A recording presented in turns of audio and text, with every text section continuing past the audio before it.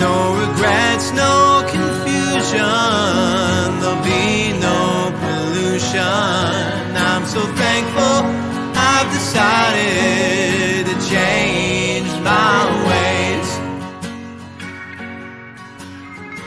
Welcome back to the Leaving Eden podcast. Welcome to all of our listeners. My name's Gabrielle Hacohen. And I'm cult survivor, cult expert, Sadie Carpenter. How is your life today, Sadie? How you feeling? Feeling good. Gonna go make some more jam when we're done with this. Yes, that sounds delicious. I'm excited for you. Jam is fun. Jam is nice. Jam is a sweet holiday treat that we all love to enjoy. But yesterday, we sat down with somebody who is more famous than both of us put together. Yes. No, we talked to Elora Dodd, who is a disability advocate / TikTok content creator / comedian / ex-fundamentalist. All in all, a very hilarious person, because we wanted to ask her about experiences of neurodivergent people who grew up in fundamentalism, and she has a lot of valuable insight on that topic. Yeah, I'm so happy we got to have Elora, because she is fall down laughing, funny, personal friend of mine. Yes, that is a brag. And truly informed, somebody who has learned about the experience of neurodivergence and fundamentalism. She lived it herself, but she has also done extensive research. She has made conclusions based on her own experience and that research. She knows what she's talking about. I'm so happy that we got to have her on our show. Yeah, and I also really admire the passion with which she spoke, but also just like it was very theatrical in nature. You know what it felt like to me? Have you ever seen those like behind the scenes clips of when Robin Williams was recording the dialogue as the genie in Aladdin? Yes. I had to mute my microphone for like a good portion of it because I would have just been laughing too hard and that would have just completely distracted from the whole thing. I can't wait to share this interview with you guys, and so we're just going to get into that. But before we get into that, the Leaving Eden podcast is the podcast about my BFF and co-host, cult expert, cult survivor, Sadie Carpenter's life in and escape from the independent fundamental Baptist cult, the cult in which she was raised. We talk about this cult, we talk about other cults, we talk about religion, we talk about fundamentalism, we talk about the real and present threat that cults and cult ideologies pose to society as a whole, and it is our goal to promote freedom of mind, freedom of thought, and freedom of religion. If you like our show, if you're a fan of our show, then there's a number of things that you can do to help support us. You can join our Patreon, which is patreon.com/Leaving Eden podcast. You can join our subreddit and our Facebook group. Both of those are called Eden Exodus. If you join our Patreon, you will get access to an extended and uncensored and ad-free version of most of our episodes, as well as it comes out a couple of days early. So you get it on Friday night or Saturday morning, depending on your time zone, rather than having to wait all the way until Monday. And so that's cool. Oh, we also have holiday merch up for sale. Get it while it's hot so that it will arrive before your holiday or Christmas celebration. I think we only have Christmas merch. I don't think we have any Hanukkah merch up, sadly. But we have some holiday merch. You make the merch. You can make Hanukkah merch if you want it. That's true. I could have done that, but I chose not to, sadly. You haven't made the design that I want either, though, so it's What's even the design that you want? The Leaving Eden podcast, not a cult, we swear shirt. Oh, okay. Well, maybe I'll launch that in the spring. Yeah, but actually we just had a vote from our patrons on which holiday merch design they wanted to see. There's one that was just going up for everyone. It's a Christmas tree. It says paganism on it, as like, if you know, you know. And I have to check which one was the winning design for the patron vote, but those were available on our Threadless shop. Okay, well, then I guess it's just time for us to thank our patrons. We have 4 I Gave It All tier patrons. Your names are Kathleen Moncrief, Melora King, Melissa Mosley, and Todd Dale on behalf of his lovely deconstructorina of a wife, Madeline Antrim. Thank you guys so much for subscribing to the I Gave It All tier of our Patreon in this season of giving. We truly appreciate our patrons more than ever. Our Faith Promise Missions tier patrons, your names are Alex P., Ali Allen, Am Yisrael Chai, Autumn of Our Discontent, Brittany, Chrissa, Crystal Patterson, Dan the Trans Man, Dora J., Eleanor Donahue, Hannah Ross, Hannah Montana, Hoosier X Fundy, Hope Norum, Horton Here's a Shane, Janine Collin, Jen Kaharski, Jessica Tambo, Jonna, Kat Henwood, Kay Turwee, Kristen Marie, Learned Vixen, Linda Morgan, Lindsay Goss, Madeline Antrim, Madeline Cusick, Marlene Astuve, Marsha Millard, Mary Williams, Mary Martin, Megan Arendt, Melissa G., Rob the Methodist, Charcuterie, Stephanie Johnson, Steve and Amy, Susie, Tara, Mac, Namera, and as always, Wes the Cowboy. Thank you guys so much for joining our Patreon. We love you so much. And thank you to anyone who supports our Patreon and just the people who listen to our show, recommend it to your family, your friends, your coworkers, your hated, darkest, deepest enemies who you have sworn a vendetta against. All those people. Huge thank you, especially to our Faith Promise Missions and I Gave It All patrons, but to everybody who supports us on Patreon and those who support us in different ways. We appreciate all of you. We have a show because of our audience. Thank you so much. Do you want to hit us with the TW before we get into this episode, and then we'll get on our way? Sure thing. In general, we talk about a lot of potentially triggering topics on this show, including but not limited to suicide, mental health, racism, misogyny, PTSD and PTSD symptoms, child abuse, mental, physical, and sexual abuse, and spiritual abuse, including guilt, shame, and fear. In most episodes, we will mention at least a few of these topics. We try to avoid graphic detail unless it's relevant to the story that we're telling, and we give our audience a heads up if we are going to go into detail on any of these topics or anything else that we know can be triggering to people. This episode has extended discussion of the experience of being neurodivergent in fundamentalism, the blame and shame and guilt that come along with that, purity culture, modesty culture, and it contains a discussion of self-harm and suicidal thoughts that does not have any details attached to that. We will give a TW before the discussion of self-harm and suicidal thoughts for anybody who needs to know. All right. No, it says 5, 4, 3, 2, 1. We are rolling. Can I get Sadie? Can I get a level from you? This is my level. My level is normal and neurotypical. No, it's not. Elora, can I get a level from you? Welcome to the Leaving Eden podcast, where normal people turn out to be gay and mentally broken. I'm going to use that for the intro. Bobby, cancel all of our promos. That is my new promo, my tagline. It's going on my business card. Oh, okay, I'm going to do disclaimer and introduce Elora.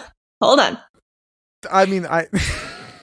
So as a disclaimer, we know that language around disability rights and neurodivergence is changing really quickly right now. And we love that. As a language geek, I love getting to see and participate in this changing language to bring inclusive language. But not all of the language around neurodivergence in particular is settled or done yet.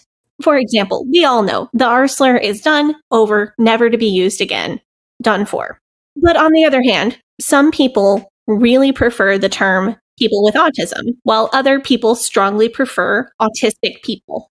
So I want to recognize in light of that, we're going to try to do our very best to get things right today. But what we say today might not still be the correct and accepted term in 6 months or a year or a few years if you're listening to this in the future. So please give us some grace for that.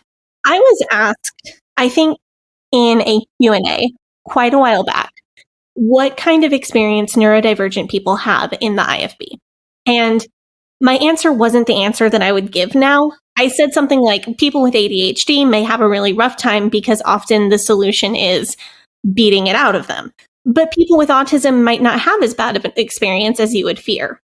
Since then, I've learned a lot about the many different ways that autism affects people. I think that people with really high support needs will often find compassion in fundamentalism, although there are absolutely some groups within the IFB that would do the opposite, consider them to be demon-possessed or rebellious. But what I definitely got wrong when I said that was the experience of neurodivergent people who have lower support needs or are more able to mask. That was something that I was not educated on for reasons that we will explore in this podcast. So to rectify my mistake there, we have disability expert, online content creator Elora Dodd, known as Online One Room Schoolhouse, here on the show to talk with us about all things neurodivergent, fundamentalism, evangelicalism. Welcome, Elora. We are so happy to have you. Hi, Sadie. I'm so glad to be here. My dog is currently having a meltdown because our new neighbors moved in across the street and they also have a dog and they've decided that they hate each other. So I threw some treats in her ball pit. Can you hear the rattling? No, I cannot hear the rattling. Oh, perfect, because it's very noisy over here and I can't hear you very well at all. Oh, man. Elora, I just want to say that it's fantastic to have you on this show. I told one of my friends that you were coming on. I've told a couple of my friends that you're coming on, and people are like, "Oh, really?" Like people I know in real life know who you are, and so that kind of makes me feel like a little bit of a celebrity. That happened to me a few months ago. One of my former coworkers who follows Elora online, you mentioned us in a video, and then my former coworker sent me the video. Like, you know her? What? I'm very popular among atheists who watch VeggieTales. That sounds like your demographic. Welcome to the Leaving Eden podcast, where atheists go to learn the lore behind VeggieTales. I love that. For those that don't know, Elora, would you like to introduce yourself to our listeners? Sure. My name is Elora, and this is the voice I use when I'm trying to act calm, but my dog is really bothering me. Typically, I sound a bit more country, but when my dog is being annoying, I sometimes turn into a wealthy widow from an 80s movie. I grew up I would call it Christian fundamentalist, but other people might not. I grew up Southern Baptist, but like the Southern Baptists that really bear down. In a conservative home, we were homeschooled, so I didn't have much exposure to the outside world at all, and had very high stakes religion. And now I am a homosexual. It's my impression that the church that you were raised in was very fundamentalist, even though they were not necessarily part of the IFB. That doesn't disclude them from being a very fundamentalist church, a biblical literalist church, or anything like that. I would describe it as my youth pastor had a stick up his ass. So I'm not really sure what everyone else's experiences were, but I had the same youth pastor from 7th grade through 12th. He was very into the whole, don't ever mess up, Jesus hates you thing. He didn't say it like that. He was very good at being like, I'm not saying God hates you. I'm just saying if you curse in front of your friends who don't go to church, they're going to say, well, she goes to church and she doesn't take the Bible seriously, so Jesus must not be real. And they might never accept Jesus because of that. And so that's the sort of sermon I heard all the time. And it messes you up as a kid to think that if you ever make a mistake, random strangers will be plunged into the pit. Well, it's an example of black and white thinking. Can you talk about how fundamentalist thinking and black and white thinking uniquely affects neurodivergent people, maybe differently than neurotypical people? Absolutely. But first, I think we need to define some terms. Neurodivergent means someone whose brain does not fit the typical, normal default structure that we think of in our heads. And you could make an argument that there's no such thing as a default brain. I think that's a decent argument, but like it or not, we have this idea of a certain way that people will think, interpret information, learn, grow, and so on. And people who do not fit that mold are called neurodivergent. Neurodiverse is similar, it just means diverse. So like neurodivergent brains and not neurodivergent brains. People mix those up a lot. In this case, are you asking me, Sadie, about neurodivergence in general or about autism and ADHD, which are very similar in many ways? And a lot of times when people say neurodivergent, what they mean is autism and ADHD. However, the neurodivergent umbrella also covers things like fetal alcohol syndrome, Down syndrome, depression, and anxiety, obsessive compulsive disorder. Yeah, which means I am officially neurodivergent, although how many different kinds of it remains to be seen. This is the part where Gabi is going to insert a mysterious music playing in the background. Oh, I hope so. Okay, what kind of vibe are we going for our mysterious music? Is it like theater organ, or is it like 80s Widow is our theme for the day. So something that you would play when she opens the front door to find policemen saying, "Your husband is found dead under mysterious circumstances," and she's wearing a mysteriously elaborate robe, and you're thinking to yourself, she does not seem particularly bothered. Okay, well, I'll think of something. And listeners, let me know you're obviously hearing that, whatever that is right now. And let me know afterwards if you thought the music was accurate, inaccurate to the vibe. Gabi said, "Let's have Elora on." I don't think he knew that he was going to be asked to be a human soundboard. I mean, like, I've seen some of your TikToks and stuff. Sadie sent me some of your TikToks. I'm like, okay, great. This will be a fantastic guest to talk about this topic. I did not know the half of it, but I'm glad to have you here. And thank you for being here. Thank you. Welcome to the Leaving Eden podcast, where we learn to murder our husbands in a God-honoring way.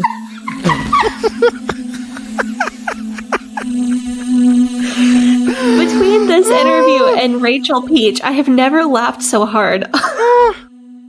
Welcome to the Leaving Eden podcast, where we learn how to be modest while wearing elaborate robes. You know what I'm talking about. We've all seen the movies. She finds out her husband's dead, and you're like, wow, that's a lot of fabric for such a stunning revelation. So, let's zero in on what people mean when they typically say neurodivergent. What unique challenges do people with ADHD and people with autism face in fundamentalism? Awesome.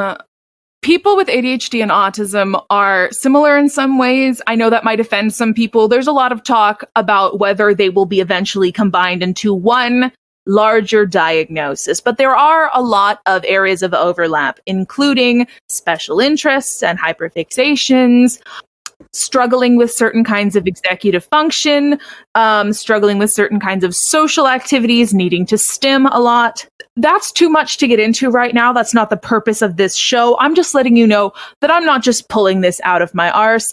This is a widely discussed phenomenon of the differences and similarities between autism and ADHD. So we're going to think of them in this episode as kind of sister diagnoses.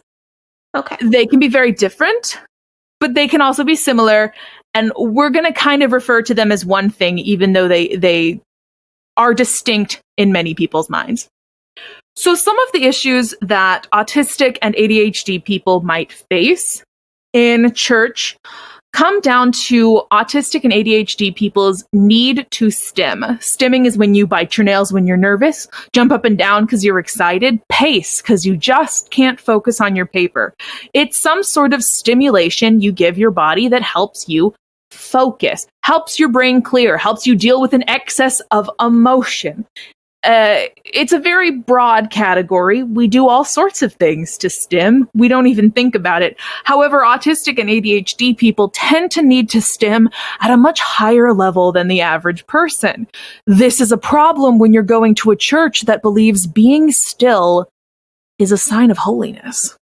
I've seen that play out so many times in church. It's not even funny. The Leaving Eden podcast, where we discover new kinds of trauma we didn't know we had, but turns out other people have them too. So when I was talking about that, That's one of many ways. I should be clear. There are so many ways autistic and ADHD people can struggle in church. I just thought that was a good one to start with. That's a pretty general one that I think is going to be pretty relatable to a lot of people, though.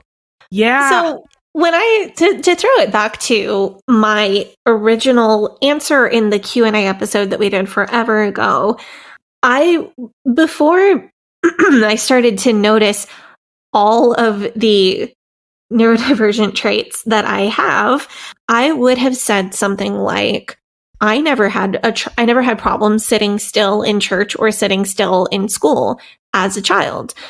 But when I challenged that belief, I remembered that I would sit with my hands folded in my lap so that I could squeeze my fingers together in complicated patterns and focus on the patterns, like pinkies and then ring fingers and then middle fingers and then pointer fingers, and then mix different patterns of that together, or rhythmic patterns. I remembered wearing a necklace to church so that I could take it off and wrap it between my fingers different ways. I remember tapping my toe a certain, let's do 100 times or 200 times. And all of these being the ways that I sat still in church as a child. And let's not forget the all-time favorite, highlighting your Bible too much. Oh, I never highlighted my Bible because... What? You didn't even underline it? You'd be like, I can't handle the stress of sitting still. Oh, look, Psalms 112. That feels like it should be emphasized. No, because whenever I would highlight in my Bible, I couldn't get the lines perfectly straight and it bugged me. Jesus Christ, this is... I used to take the little envelopes you use to put your donations in the offering plate if you want to be all discreet. And I would hide them in the hymnal to play a little game called Find the Bookmark. Unfortunately, it's a phenomenally easy game. It did not hold my attention long enough. I would sometimes take my shoes off in church and play little games with my toes going up and down. You know, you ever play like, oh, I'm going to go on my tiptoes while seated so I can understand Proverbs. That's a fun game. How about running your hands along the seams of every single item of clothing you're wearing, especially the hem. So you're just sticking your fingernail in the hem of your clothes and just pulling them along. And I would like to emphasize that everyone stims. This is a normal human experience. But autistic and ADHD people need to stim at a much higher level to function than the average person. So a normal person might stim when they are overwhelmed. An autistic person might stim just friggin' always to achieve the same level of function. When you are in church, they want you to be sitting still so that you're focusing on Jesus. Alternatively, there are some very charismatic churches where you're supposed to bounce up and down and wave tambourines or else you're not feeling the spirit. So it's really this throw up in the air thing of, do I go to a church where stimming is evil, or do I go to a church where I'm so overwhelmed by everyone else's stimming that I can't focus no matter how much I stim myself? It hurts. So speaking of things that hurt, I know something you've talked about a lot on Instagram is the overlap between modesty culture and sensory issues with clothing. Can we jump into that one? Oh, yes, we can. See, this was one that I think that we rightfully decided we want to block out a lot of time to talk about this topic. Like 2 weeks ago, we had a whole episode where we talked about, where we talked about modesty rules and clothing and that, and how uncomfortable so much of the clothing was that especially women and femme people had to wear. I can only imagine that if you're a person who deals with sensory issues on a regular basis, this would, that the issues with this would be increased tenfold. So autistic and ADHD people, especially autistic, this is one that's much more focused on autism. Just know that everything I say about autism, some ADHD people experience it, and vice versa. I'm not trying to get into that complicated scientific issue right now. I'm just trying to make sure no one feels left out. So That's okay. Can you give our listeners a kind of a rundown of what you've already shared on Instagram relating to this? I've shared a lot on Instagram. Autistic people tend to have very alert senses. We all have our own preferences. You know, someone might hate the feeling of one fabric while another person loves the feeling of that fabric. But we are so incredibly on high alert when it comes to our senses that something that is mildly uncomfortable for someone else can be agonizing for us. So what are some specific clothing rules that you experienced growing up that got in the way of your sensory issues? Have you ever heard of Bermuda shorts? Yes, I have heard of this garment. Them. I've heard Bermuda shorts were banned, Sadie. Here's the thing. When you're a little autistic kid and you need to go to church camp, they tell you you must wear modest clothing so that the boys do not become overwhelmed as their brains explode for the sight of your inner thigh. So your mom will buy you Bermuda shorts, and they are a rough fabric. You know, they're like khakis, but as thick as jeans. And they wrinkle. And every time you bend over, the back of the short starts going creeping up your thigh, wiggling on all the hairs. And then you stand back up, and that back of the shorts goes down the thigh, wiggling all the hairs. And then you can feel it in between your thighs every time you move, just swishing, swishing, swishing, like tiny little teeth are clawing at your body. And it starts to chafe, and you're like, why is this red? Why is it red? And then you move and you run, and it's going all over your legs. It's just little hands going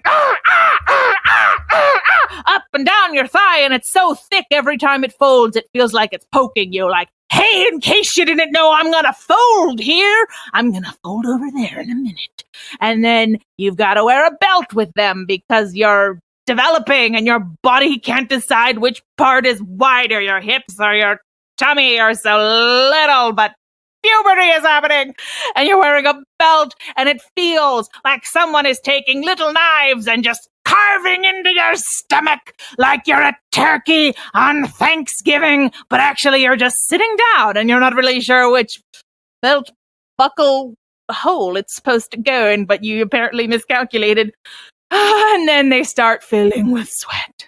And you can't just wear what would be something that would be more comfortable for you, because no, it has to be something that's roughly knee length. It has to be thick material, so on.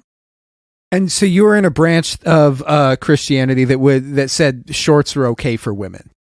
Yeah, but if I wore the wrong shorts, you know, it's just how it is. I have to overheat so the men's penises don't overheat. That's just how it is. I grew up in Oklahoma. Summer camp, it'd be 110 degrees. Yikes.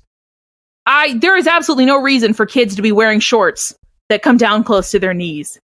The rules would change year by year, but it was not uncommon for a teacher or a leader of some kind to take a ruler and stick it in the inside of your thigh to see if it's long enough, which is really degrading. That's gross. It is.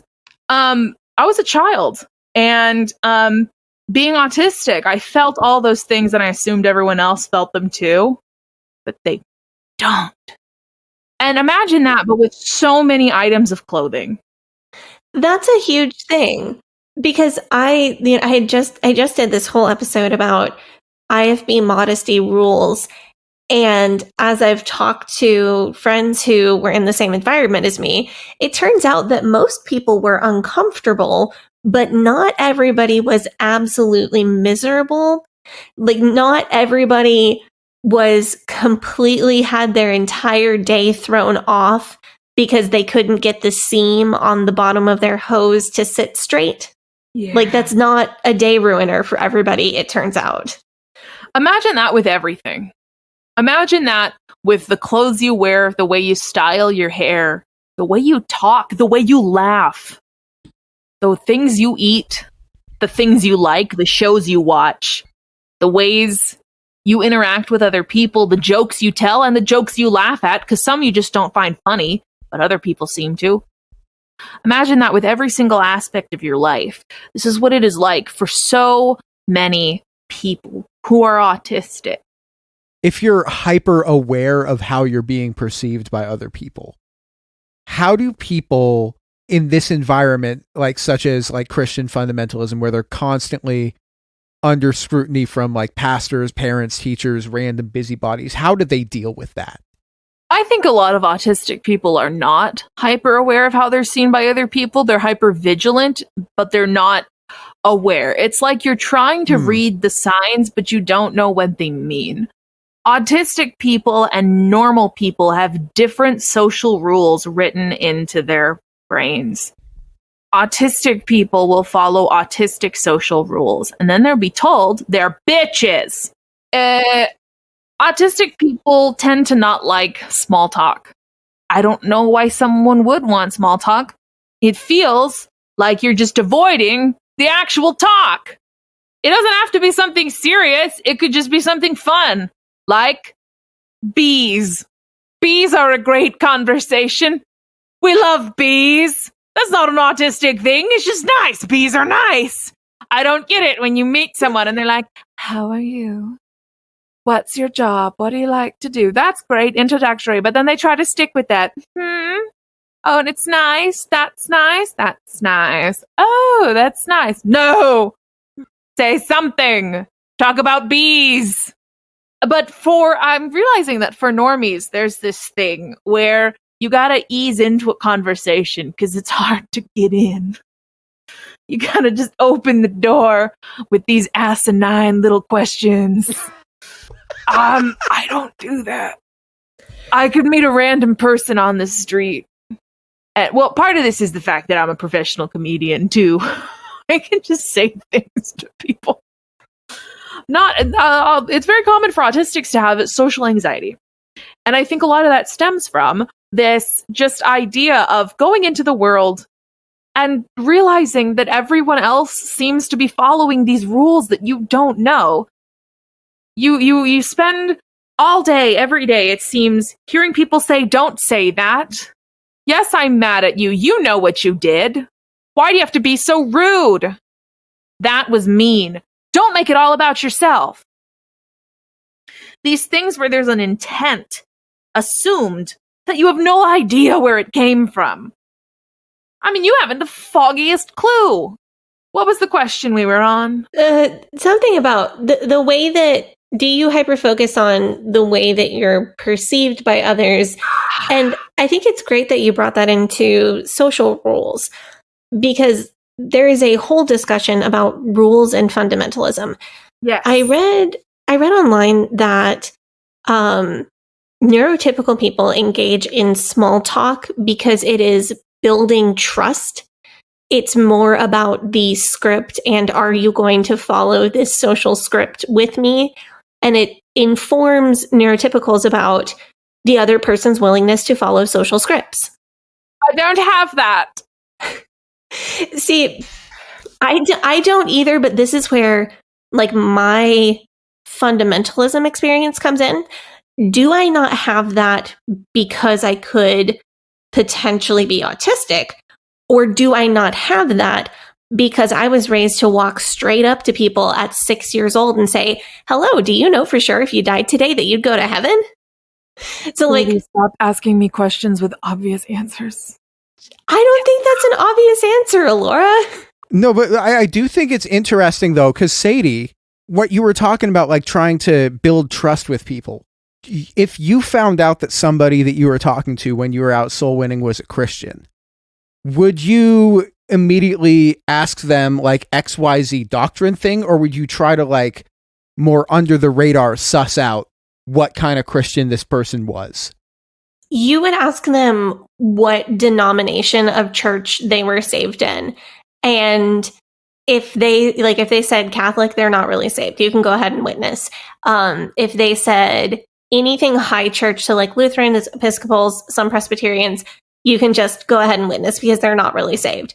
The only truly acceptable answer would be Independent Fundamental Baptist.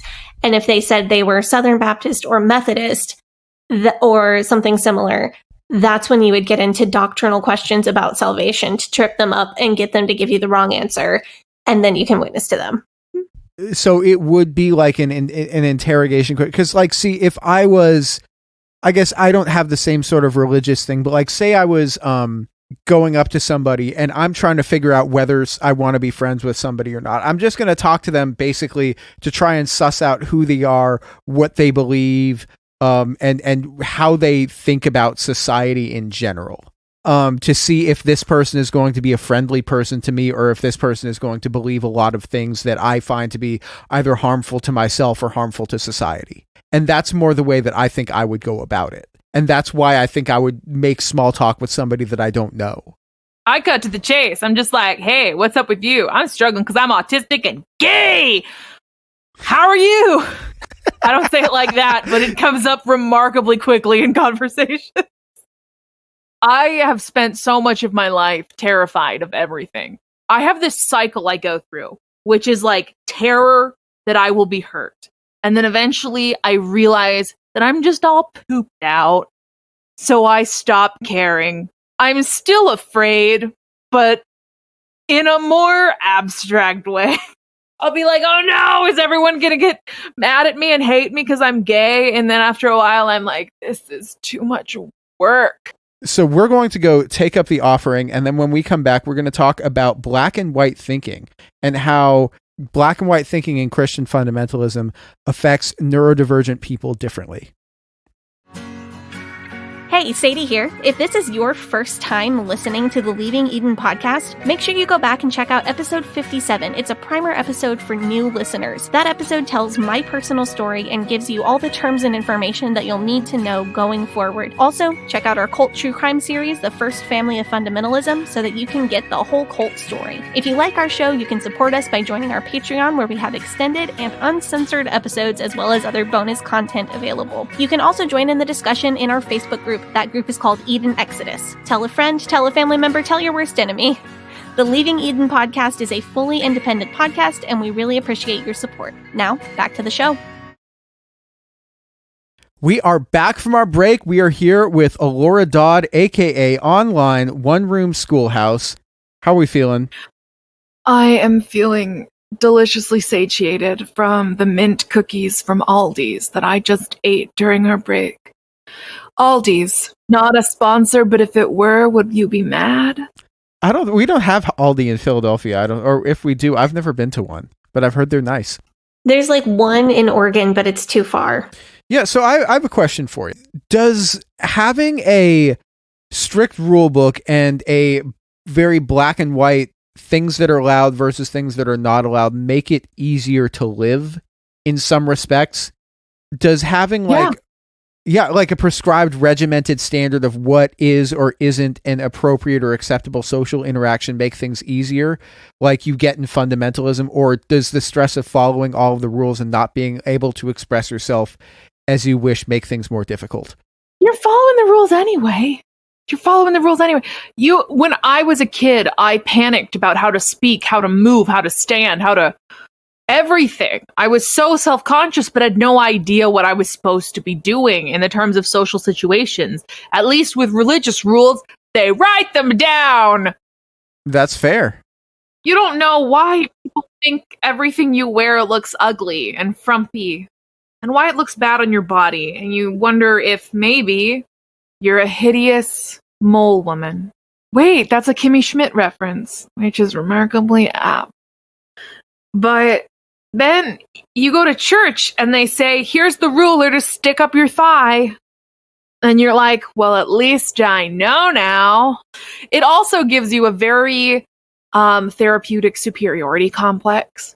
Because everyone looks down at you anyway for not following the unspoken rules. But at least you can look back down at them for not following the spoken rules.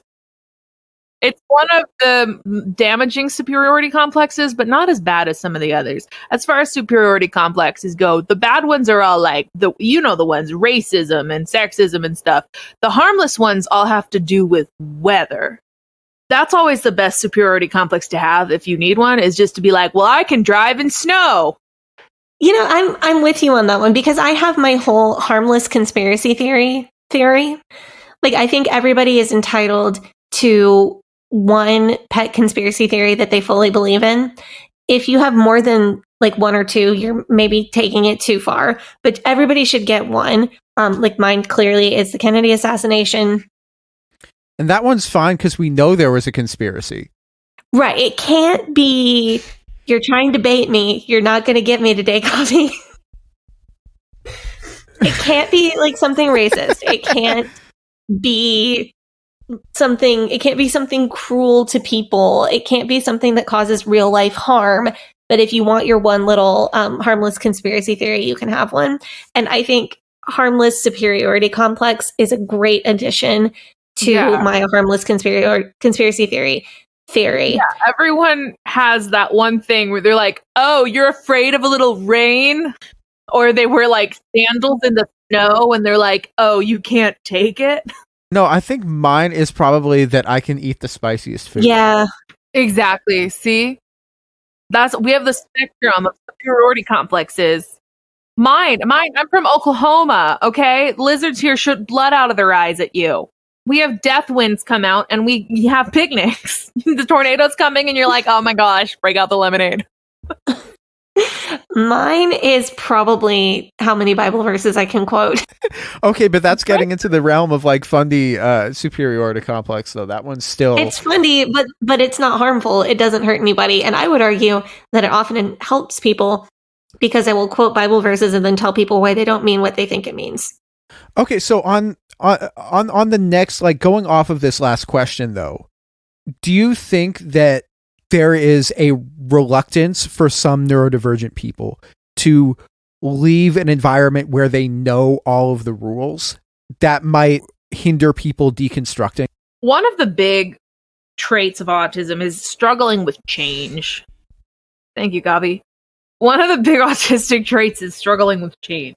And one of the big Christian nationalist traits is also struggling with change. So I think those might go together a little bit sometimes. Yeah, the whole Jack Hyles things of we never change. I definitely don't want to make like broad strokes here, but I'm sure that for some specific people, things like homophobia and transphobia are really comforting because you go into church and you hate all the same people you've always hated and you're okay. You go into church and they say, oh my goodness, society is changing. That's a problem and you should be mad about it. And you're like, good, because I was mad about it. I mean, that's not just an autistic thing. People struggle with change. I like to use the metaphor for autism of autistic people like to dive.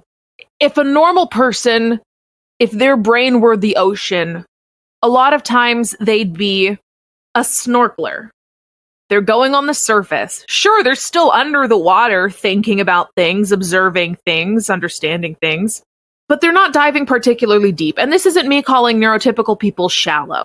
I'm saying that autistic people dive so deep into whatever they're thinking about, feeling about, learning about, hoping about, dreaming about, that you can essentially get the mental bends when you try to come up. I'm serious here. Autistic people are like scuba divers. Neurotypical people are like snorkelers. It means that autistic people can observe and learn and think about and grow in areas sometimes really fast by diving super deep into the subject, while normies might struggle to do that as easily, but they can get from place to place. Let's say that you've got some normal kids and some autistic kids, and they're all doing math homework. The autistic kid can focus really well. He might be able to do the math homework nonstop for 3 hours and not get up to pee or anything, just in the zone.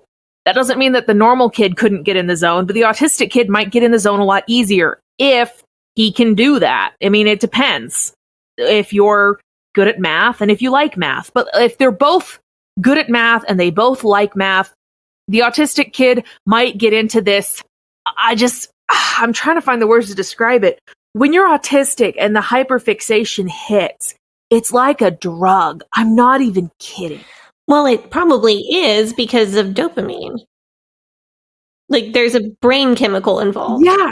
But when the mom of those two kids comes in and tells them, hey, I need you to load the dishwasher, the autistic kid might get really upset. While the normie kid can just go and unload the dishwasher, and then the autistic kid gets punished and grounded for sassing his mom, or gets punished for not unloading the dishwasher like he was told to, because he was still focused on math.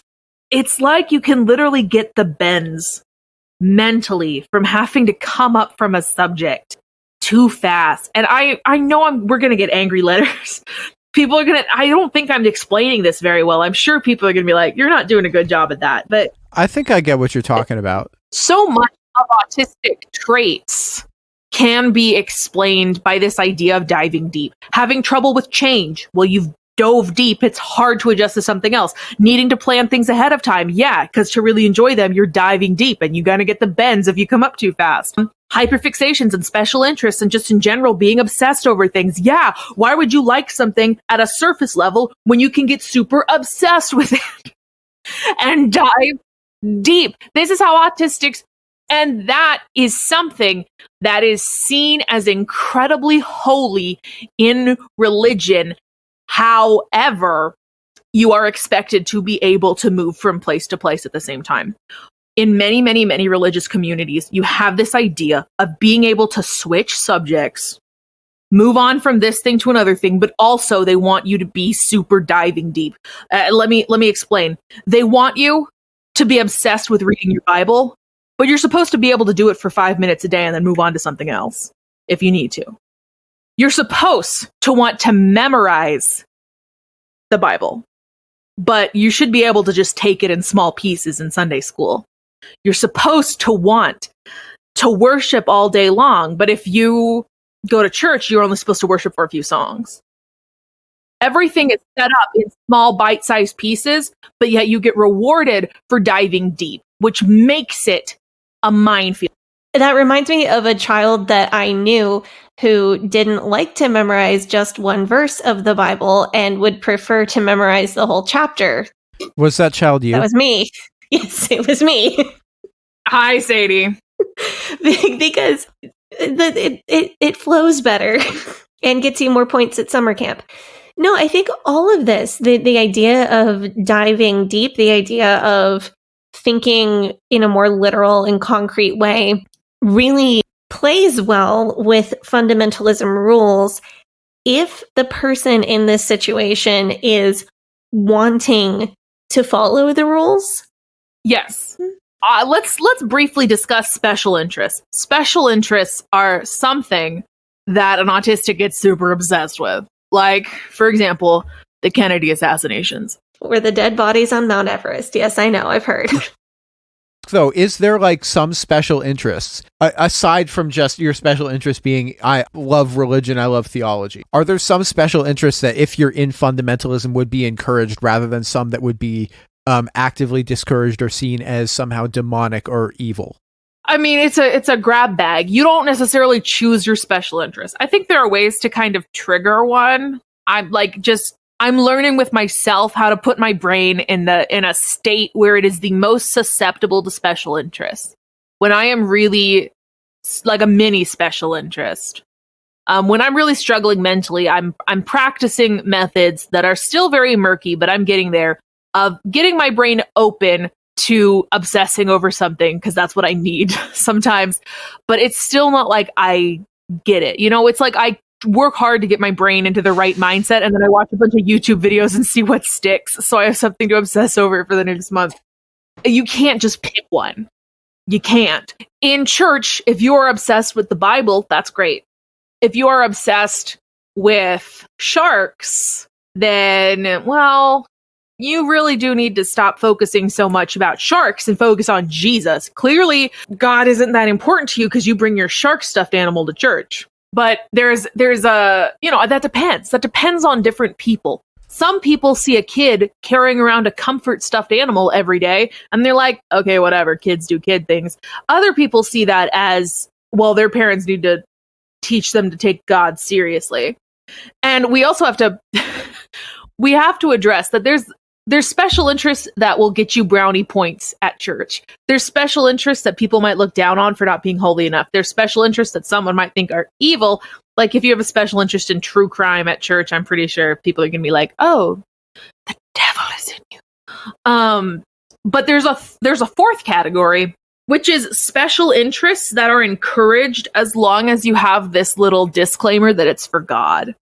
This is what I had growing up. Because my special interest since I was born has been performing arts. I am always I took every opportunity. In my homeschool co-op, gave clogging classes. I took clogging. I did dance for 17 years. I was a dance minor in college. I was a musical theater major. I studied opera from the age of sixth grade, the grade of sixth. And in church, this is very much encouraged with the little asterisk that, of course, you're going to be using it in the ministry.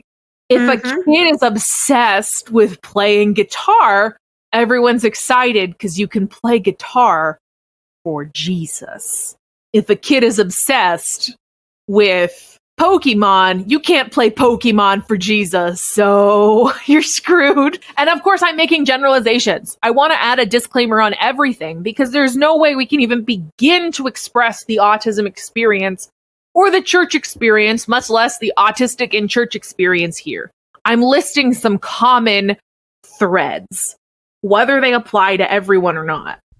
But I think this is something that a lot of people in your Facebook group are going to identify with, whether they were autistic or not growing up in church, is that you have something special to you. And the way you get permission to love it, not permission to participate in it even, permission to love it, permission to like it, permission to enjoy it, is that you have this explicit plan of how you're going to use it for God. Like people would talk about, oh, are you going to join that one ballet company that does ballets for Jesus? See, this is interesting because, I mean, I'm always used to hearing about the kind of fundies that, dance is not allowed or music with drums in it is not allowed or guitars or whatever are not allowed. But this is really interesting to hear. Are there like I guess you were raised with like purity culture, right? Yeah. So like if you had a special interest that also coincided with performing the correct gender role, then that would also be encouraged. Look, it's hard to state this sort of thing because as a kid, there weren't many other autistics around. So I didn't have a lot of friends to draw this information from. There's a certain amount of guesswork that's necessary here because I was just me. And there weren't many other people to look to. But yeah, that's a really, it's just in autism in general. Your experience in the world, even your experience with whether you get diagnosed, has a lot to do with what your big special interests are. I mean, if you're a little boy who starts memorizing the model numbers for trains, you're in luck. You might get a diagnosis. If you're a little girl who starts memorizing all the facts about different K-pop band members and knows them exactly as well as that little boy who likes trains, then you're just boy crazy. It has a lot to do with the way that society perceives your interests and how useful they are. I think a lot of people who weren't raised in Christian homes would get the same feeling that I got from feeling like all of my special interests had to have a distinctly holy purpose. You good? Yeah, I'm good. I just sneezed. I think a lot of people would have a similar experience with the idea of making money. It's like, oh, you like Pokemon? What are you going to do with that? But your cousin Bill, who's totally got his life together, even though he's obviously autistic just like you, he is obsessed with science. So he's going to become a doctor. Why can't you be like Bill when you and Bill are the exact same person? Bill is obsessed with science the same way you're obsessed with Pokemon. Bill spends all day watching science videos the same way you spend all day watching Pokemon videos. Bill can tell you all about the human body, and you can tell all about every single Pokemon ever invented. But it doesn't matter, because Bill's is convenient for society. That's what you're looking at, and it is the same thing in church. You spin the roulette wheel and hope you come up with something that people don't think makes you possessed. Okay, so like if you're a young man and you have and I guess maybe your special interest is something outdoor related or something nature related or something ecology related, well, you can spin that into being like, oh, well, I'm going to get really into bow hunting. And bow hunting is manly. Bow hunting is a Christian manly thing to do. Yes. Okay. But if you get that same level of joy and fulfillment from fashion design, then you can't do that. One thing that's important to note is that a lot of autistics, when they find out they're autistic, especially if they're late diagnosed, like they didn't know when they were a kid, and they become an adult and they find out, it's not unusual for autism to become a special interest for a couple years there as you're trying to learn everything you can about that. Well, it's part of self-discovery. Like, you have to learn everything you can about yourself. And so if you learn about this diagnosis that you have, then you can learn everything that you need to. Okay, that makes a ton of sense. So I have another question about the special interests are fine as long as you can spend them for Jesus thing. Well, that's certain environments. I should clarify. Every parent is different. There are so many beautiful, amazing, hippie, skippy parents out there whose kids are like, I'm obsessed with rocks. And they'll be like, yes, you are, baby. Have you ever seen it where, like, you have to spend your special interest into a Jesus thing? Can that kill a special interest for a kid? Oh, gosh. I was a big reader as a kid. I read all of the Nancy Drew books, all of the Hardy Boy books I could get my hands on. I enjoyed Louisa May Alcott books. I enjoyed the Anne of Green Gables books and everything else by Ellen Montgomery. I liked the Ramona Quimby series, but my dad really wanted me to read biographies. And I was like 7 years old and reading on an advanced level. So I was old enough to comprehend, and he would give me biographies to read. And I just hated reading biographies. And it felt like it crushed the interest I had in reading. And eventually he realized that and stopped trying to make me read biographies because he was a nice dad. Have you ever seen it where somebody has a special interest, but when they are made to spin it into a for the ministry thing or a for Jesus thing, it crushes the special interest? I mean, I don't have any specific examples of that, but I'm sure it happens. A good way to explain the way that you feel with a special interest to someone who hasn't experienced that is, when you get a new puppy or a new kitten and you're obsessed with them, you're taking pictures all the time. You're posting videos of them to all your Instagram friends, whether they want to see it or not. You're sending messages to your family group chat. You're holding them in your arms. The moment that they whimper, you're like, what's wrong? And as time goes on, that wears off. But it doesn't mean you love your dog less. In fact, you probably love your dog more because your relationship has grown and you know them in a deep way. It doesn't mean that at the beginning when you were obsessed with that dog, that you loved them and then the love went away. It just meant that for a while there was a special kind of joy that you couldn't find anywhere else.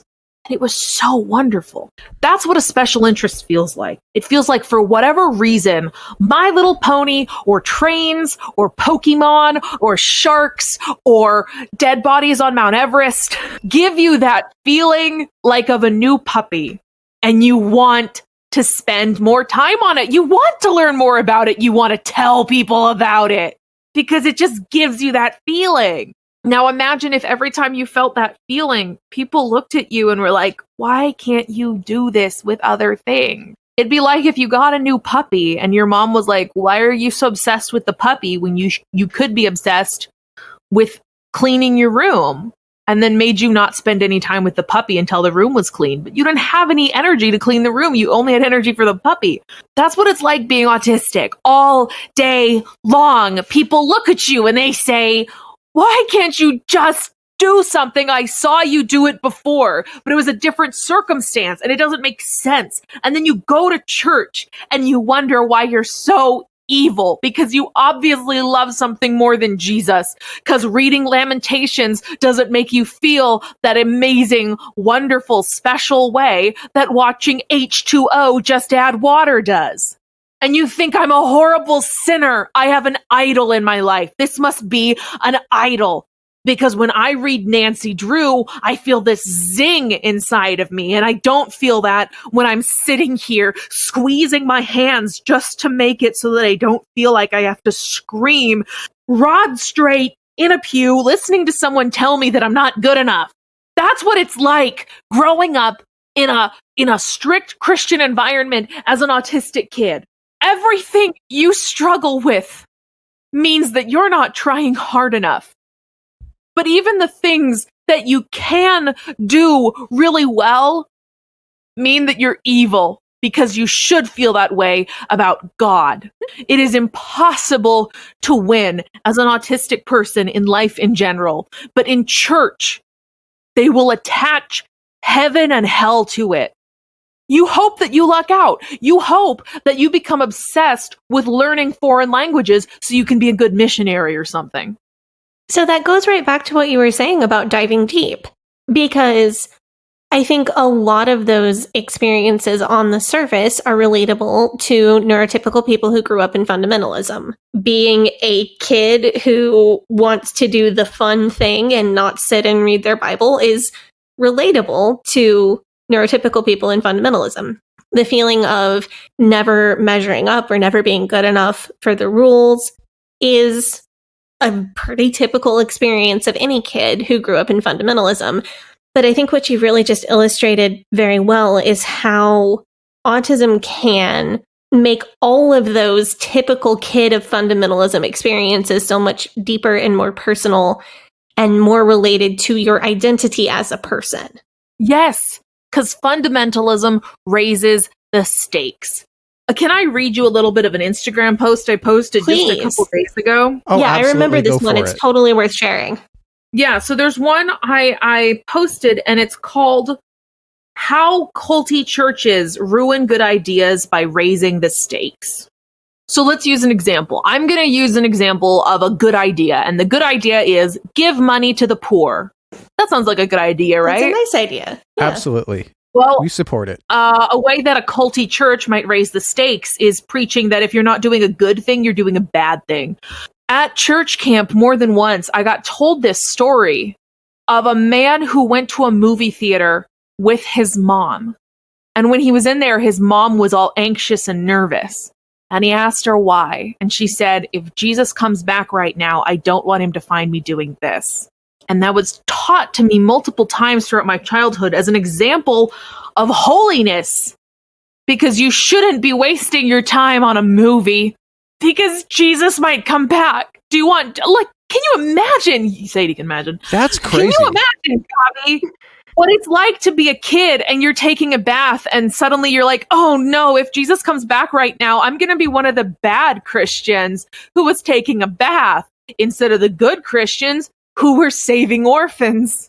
I mean, that really, I'm trying to imagine. I mean, you like, and sometimes you just have to kind of chance it. Yeah. I mean, and you'd have to think like, how far can I push myself to? Right. I think like more for neurotypical people in fundamentalism, there's an understanding of, well, I also have to eat. I also have to sleep. I also have to take basic care of my physical body.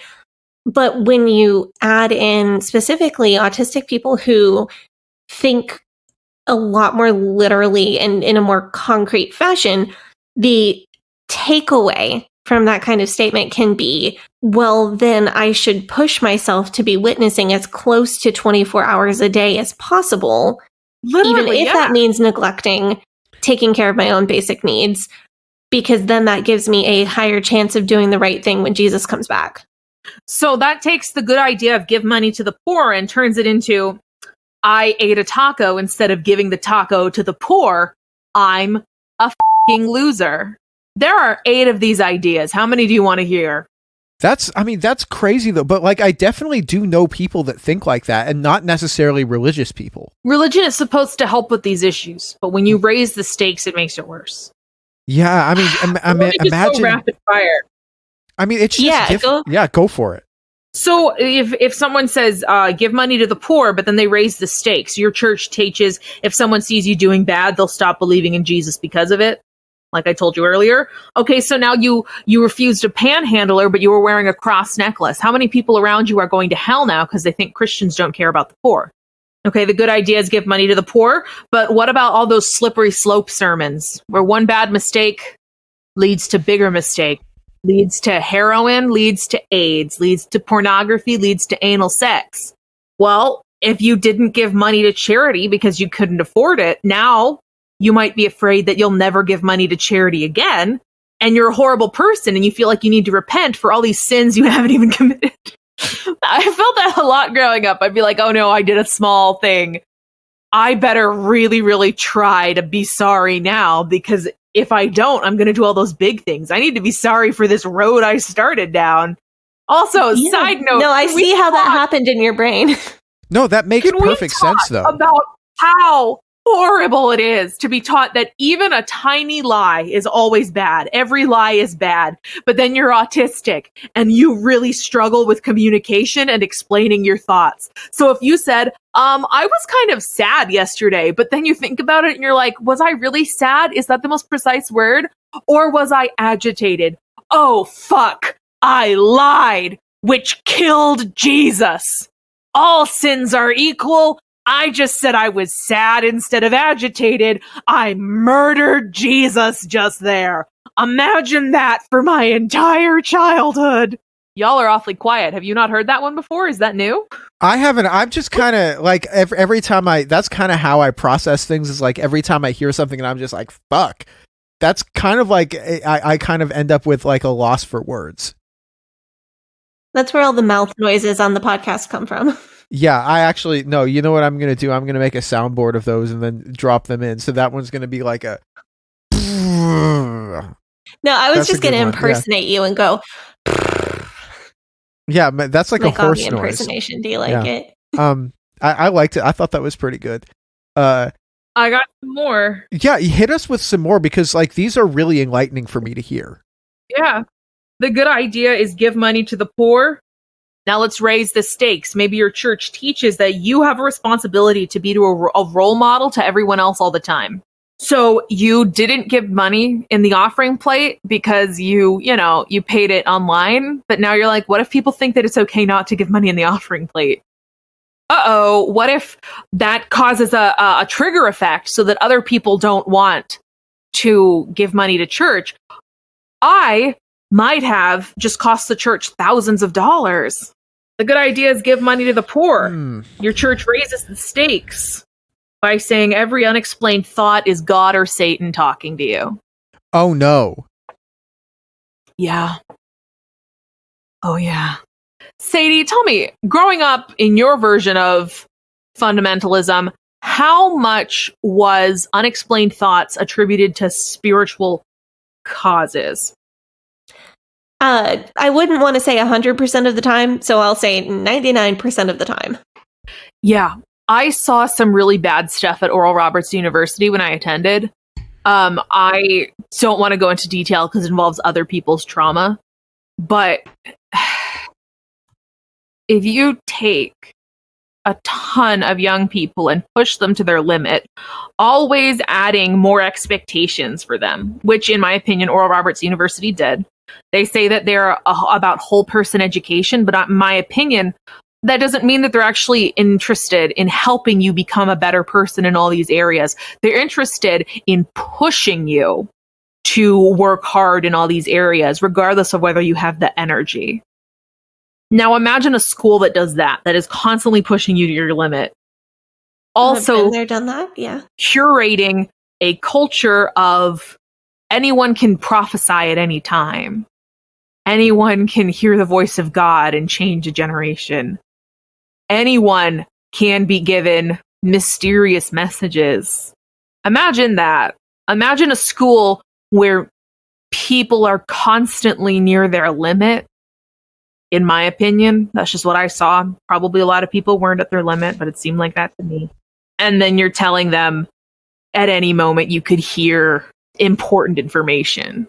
It's not a good combination. No. And it hurts people. I mean, that, like, it's like, what was there was some TikTok that blew up a couple months ago that somebody showed me that's like, that said something like, your intrusive thoughts, that's really just your intuition or something. And my God. You saw that my one. Intrusive thoughts. Jesus. Am I good? That's not even the worst of them. My intrusive thoughts have gone way down. Way down. Man, if you think that's bad, don't ask me about mine. Yeah, exactly. Sadie and I probably have the same intrusive thoughts. Yeah, don't ask me about that, and don't ask me about my PTSD dreams. No, but like for real though, like people we've all been like in sleep deprived situations or times when we've been under serious stress. After you get done with something like that, your brain does some weird things and thinks some weird things, and you write out some weird things that you think are genius, and then you look at them in the morning and you're like, I was an idiot. But if you're constantly in that state and anybody can hear from God, then it's not a great combination. No, it's not. And I mean, just telling people, oh, you could be a prophet, then I think that the people who are most inclined to believe that they themselves are prophets are also the people who are most likely to have prophecies that are evil or abusive or cruel or I want to say, what is the not self-empowering, self-aggrandizing. What I thought was really interesting is how the IFB institutionalizes raising the stakes. For example, in the IFB, drinking is a sin, but walking through the aisle where they sell alcohol in the grocery store is also a sin because somebody might think that you are going to buy alcohol. Exactly. And then you're not being a good example and you're not having a good testimony. This is why movies are banned in the IFB, because the IFB typically allows all G-rated movies and some PG-rated movies. But the reason you can't go to the movie theater is because somebody could see you walking in and they don't know what movie you're there to see. And they could assume that you're there to see a Wicked movie. And then you're not being a good example. You're not being a good testimony, slippery slope, so on and so forth. We're going to take another break, and when we come back, we're going to talk about the ways in which fundamentalism can raise the stakes and make an already difficult situation feel even more difficult for people who are neurodivergent. This is Sadie popping in from the future to say this is the section that contains discussion of self-harm and suicidal thoughts. There are not any graphic details about that given. So to swing back to the idea of unexplained thoughts being God talking to you, remember how we just been talking this whole time about autistic people having different needs for communication, different needs for clothing, different needs for the way that they structure their entire lives.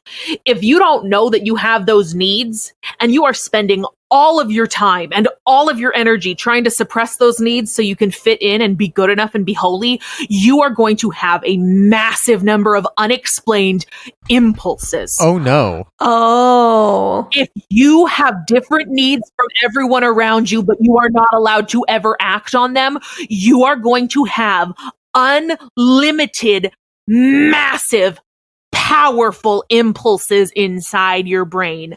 I'm going to share a very traumatic story that demonstrates that. When I was in college, it got to the point where I could hear my own voice screaming in my head when I was in class. Literally. It wasn't a hallucination. I could determine the difference between it and what I was hearing. And it was paired with intrusive thoughts showing extremely graphic, in-depth, detailed methods of me ending my own life. And this was constant. And it continued after I dropped out of school. When I was online and started hearing about other autistic people's experiences, and I thought maybe I'm autistic, I decided, and this was a process. I didn't just decide I'm autistic overnight. I learned a lot for a long period of time, and I'd spent a massive amount of time learning about how my brain worked in therapy so I could try to fix it, and it all lined up. All those years trying to find out how my brain worked, and all these explanations from other people about how their brain worked. So even it was a lot of work that went into building up to this moment. So I decided I'm going to give myself a free trial of autism. Whenever I have a problem, I am going to just try to fix it in the way that an autistic person would need to fix it. At this point, the thoughts were pretty much nonstop. I'd walk my dog and see detailed explanations of me killing myself. I'd take a shower and see detailed explanations of me killing myself. It was awful. It was overwhelming. Sometimes a screaming in my head. And so I'd seen that autistic people in movies and TV shows would like flap their hands when they're upset. I flapped my hands and it stopped. Really? I thought I was going to have to live the rest of my life with these horrible intrusive images and screaming sometimes in my own head that I had for a couple years at that point, and I flapped my hands in the kitchen and it stopped. Therapy didn't stop it. Weird techniques where they put electrodes on your head and make you watch the Dick Van Dyke Show. That's a thing. That's another thing. Wait, what?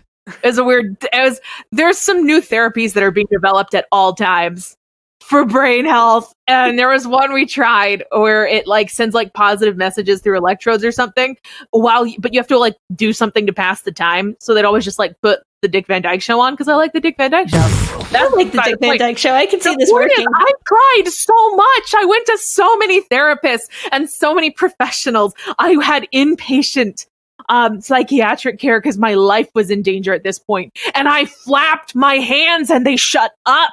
They weren't ever supposed to shut up. Nothing made them shut up. And then all I had to do was flap my hands. Until you met your sensory needs. It was a moment Wow. of awe. And I'm serious. I am dead serious. My brain needed to stim, but biting your nails is unhygienic and sucking your thumb makes you a baby. My brain needed to stim, but dancing around is distracting and pacing makes your pants go swish, which annoys people. I needed to stim, but wiggling means you're not paying attention and doodling means you're not taking it seriously. I needed to stim, but watching something interesting move meant that I wasn't even making an effort. I needed to stim, but singing was annoying and far too loud. I needed to stim and I never could. So you know what? My brain invented something to stim with. My brain literally made my own voice scream in terror in my head because I could not function without stimulation. And I flapped my hands and it went away. This is how serious I needed to just be able to follow my own impulses. Do you really think I would have made those thoughts go away earlier if I could? Of course I could, but I had spent so many years never meeting my own needs, never following what I needed, that I didn't even know what I needed anymore. So yeah, I felt tons of strange impulses in church. Everything from intrusive thoughts to impulses, but more than that, to just the need to jump up and scream. And I thought it made me so wicked. I thought it made me so evil that I constantly wanted to jump up and shake my butt in church. And it's not. I can't express how much it ruins a child to believe that every one of their needs and impulses are evil. But when you're raised in church, it takes it to another level. Because you believe that your needs and impulses are not only evil, but that there's someone whispering them into your mind. And you really, really hope it's not the bad one. Thank you so much Wow. for sharing that. I know that was difficult, but I really appreciate that you gave us that gift. It's not that difficult. and I'm just a very impassioned speaker. I think our listeners will really understand. Like they'll hear the level of passion.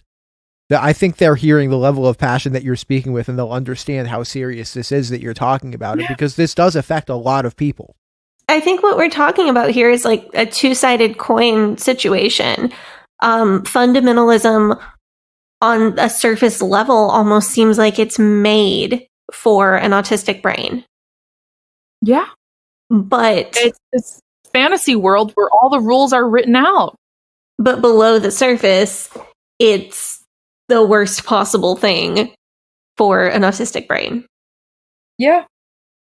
And we didn't even get to all the ways of raising the stakes. We got through about 4.5. So I have one final question. This is something that you wrote about on Instagram way back when I first started following you, before we had our mutual fangirl moment of, oh my God, you know who I am. Oh my God, you know who I am. And became internet friends. So my question We're is... more than internet friends, Katie. Well, now we are. We're friends in real life. I sent your child the Squishmallow. That makes you her favorite, her favorite person. Set out to give her child a Squishmallow. I was sending her religious books, research books, but ran out of packaging. But my question is, what do churches need to do to be neurodivergent friendly? What are some innovations that churches can do? Well, I'm going to take it a step further and just say, what can churches do to be disability accessible in general? Absolutely. And there is one big key takeaway that'll help every single church become disability accessible. If you don't know where to start, just ask, how many options are there for this? How many options? Because you will never be able to create one experience that is good for everyone. For example, let's say that you are having a church youth group night and everyone can have hot dogs. And then a kid shows up who's allergic to gluten. He can't enjoy the night. But if you had hot dogs and corn chips, you have an option. The and is what makes things accessible. If you're a fundamentalist church, gluten allergies aren't real. They were invented by the woke agenda to wussify our children. I don't think the real fundamentalist churches care about being disability accessible and at all. No, this is for churches that are actually trying to do churches the right that care. thing. Yeah.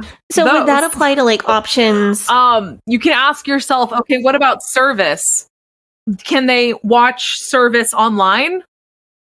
It's here and online. What about the music? Is there really loud music? When I was at ORU, when we were in chapel, there would be a crowd of disabled students in the lobby, some of them crying from pain. There were people whose joints were literally rattled by how loud the bass was.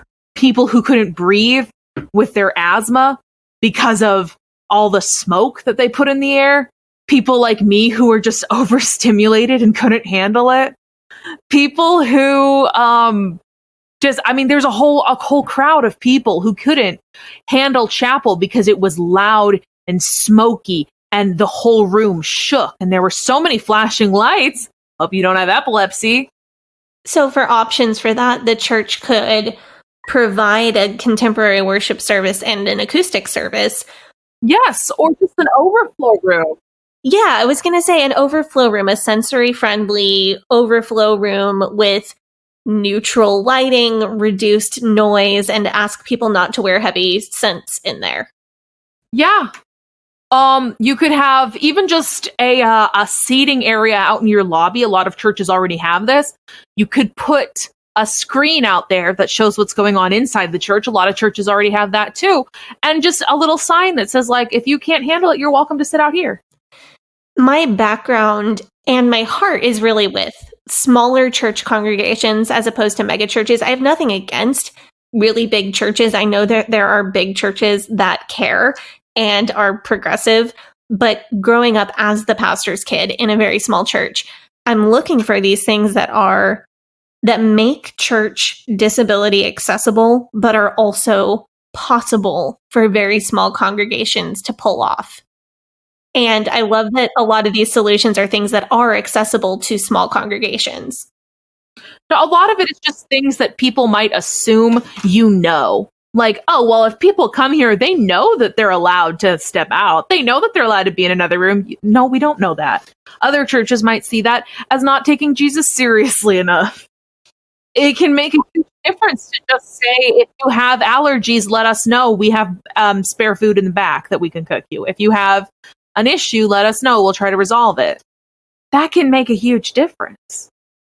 But like, if you're coming to say you're leaving a hardcore fundamentalism and you're ending up in in like a non-denominational Christian service that maybe it isn't quite like mega church, but it's like mega church, that kind of vibe where they're going to have a worship service with the music. And you're used to the pastor saying, if you don't sit through the whole service, if you have to step out for any reason, then you don't love Jesus enough. Jesus will give you the power to, I guess, not have to pee or whatever. But like, if you're used to being guilted into feeling like you have to stay, sometimes you do need that said explicitly. This is a thing that's allowed and it's okay if you do this, and nobody's judging you if you do that, and it has to come from the top. Nah, I think disability is actually handled probably the best in mega churches out of any churches I've ever been to. Do you think that's part of the appeal of like mega churches? I don't think mega churches are good in a lot of things like Hillsong. They can turn into cults. I think there's a lot of downsides to mega churches, but mega churches are operating a lot of the times with a business mindset, and that makes them think about disabled people. It's horrible to say out loud, but I think a lot of churches are motivated by money to be inclusive more than they're motivated by Jesus. Not to say that mega churches don't, I mean, I'm sure that there are some people in mega churches who very much care. I'm doing broad strokes. But also there's the thing in a mega church where you can just fade into the crowd. And when you're disabled, that can be the best thing that can ever happen to you, because you walk into a church disabled and sometimes people will descend on you like flies trying to fix you. And I cannot describe how horrible it is to feel like you always have one step further to get to where you can just worship Jesus with everyone else. They won't say you're a second-class citizen. Actually, some will. But a lot of churches just insist on praying for you. And every time they talk to you, they want to know if they can heal you. It's like you're always one step behind everyone else. You can't be close enough to Jesus because you're supposed to get fixed first. And if they're the ones that are like healing you, then it's about them being a healer. That's never about what's making your life actually better. Yes. Not always. There are good people. There's plenty of good people. I'm sure. That's a whole different conversation. We could do an entire episode on my experiences at Oral Roberts University. You could also do an entire video at Oral Roberts himself. I mean, there's so many places we could go from here. No, I was just going to say, when you come, like, we have to wrap our episode for today, but when you come back, I would love to do an entire second episode on disability and the church. Because I think your insights are really valuable, but I wanted to give people a sneak peek of what that will be like. Because I think there are a lot of churches that care and don't know how to care. Yeah, a lot of people see like disabled people and they're very selfishly focused on themselves, but they don't realize it. Let me put it this way. You see someone in a wheelchair and subconsciously you're afraid that it'll happen to you. So you go up to them and say, hey, have you tried yoga? And they look at you like they want to kill you because they're just trying to get macaroni. They did not ask you to come up and tell them that downward dog is going to fix their spine. But people do this. They're always looking for a solution with disabled people. It's either you're not trying hard enough, or, well, you just must be a faker, or you just must not have tried my pyramid scheme product. Everyone wants to believe that you just aren't as smart as them, as rich as them, as powerful as them, as strong as them, as hardworking as them, as clever as them. But that's not how disability works. Disability is the only minority group that anyone can enter at any time. And people don't want to admit that, so they do whatever they can to make themselves feel more comfortable around you by convincing themselves that you just aren't as good as them. Even if you don't realize that's why you're doing it, I think a lot of people do that. Do you really think that person in Walmart hasn't heard of yoga? They've likely been disabled for years or even their whole life. And they just haven't tried the most obvious health and fitness trend of the last 30 years. Churches do this too. Religious people do this too. And they usually turn to Jesus to do it. You're sick or injured or hurting or struggling or disadvantaged. You just haven't prayed like I do. It is incredibly demeaning, and I have a lot of firsthand experience with it. And that's probably not the best way to end this episode because it sounds kind of judgy. I prefer to end on something happier. So you should know that they recently discovered a mole that they thought was extinct. A species of mole is back. Isn't that great news? That's I don't remember what it's amazing. That's called, fantastic. but it's I'm happy to small. hear that. It's in South Africa. That's better news than disabled people are treated terribly by Christians. I think I saw that on the uplifting news subreddit. I follow that one. I don't follow any of the news subreddits or any of those because it's all just like, here's everything bad that's happening. I follow the uplifting news subreddit. That's the only one. Elora, I want to say from the bottom of my heart, thank you for coming on and talking about this topic and really giving us the lowdown on this topic that we've been wanting to talk about for literally years. And now we've actually, I feel like we've covered, there's an ocean of, to use your metaphor, there's a deep, deep ocean of content that we could make about this topic and going into the specifics. But I want to say thank you so much for coming on and talking to us about this because your insight is really valuable. Yeah, thank you so much. Would you like to share your social media handles with our listeners so that they can find more of your comedy and more of your church stuff? You can just search my name, Elora Dodd, ELORA DODD. I often go by Online One Room Schoolhouse because I started out as a history account sharing fun history facts. But that was a while ago. That is I a had long wondered time about ago. that. Yeah, that's where it comes from. This has been the Leaving Eden podcast, also known as the sister podcast to Fundy Fridays. Oh, I wish we were that big. I wish we were that popular. No, we do love Jen though. Thank you guys. Thank you so much for coming on, and thank you guys for listening. You can follow the podcast on Facebook and Instagram and Threads at Leaving Eden Podcast. You can join our Facebook group, which is facebook.com/groups/Eden Exodus. You can join our subreddit, reddit.com/r/Eden Exodus. You can follow me on social media at GAVRIELHACOHEN. Sadie, you want to plug your socials? Nah, I'm good. No, you can follow. Okay, cool. You can follow me on Instagram at Sadie Carpenter Music, on Twitter at Hell Yeah Sadie, and on TikTok at Sadie Carpenter 1. This has been the Leaving Eden podcast, where people go to feel better about their childhoods. Or worse. to feel worse Sometimes about their worse. child. This is where the atheist parents go for reassurance that they could be doing worse. Thank you guys so much for tuning in. You have a great day. Bye-bye.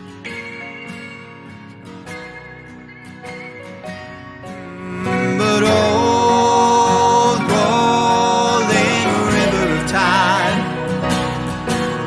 you've healed me in too many days.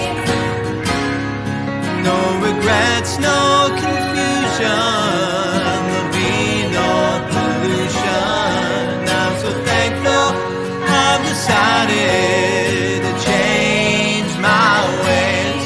I'm so thankful I decided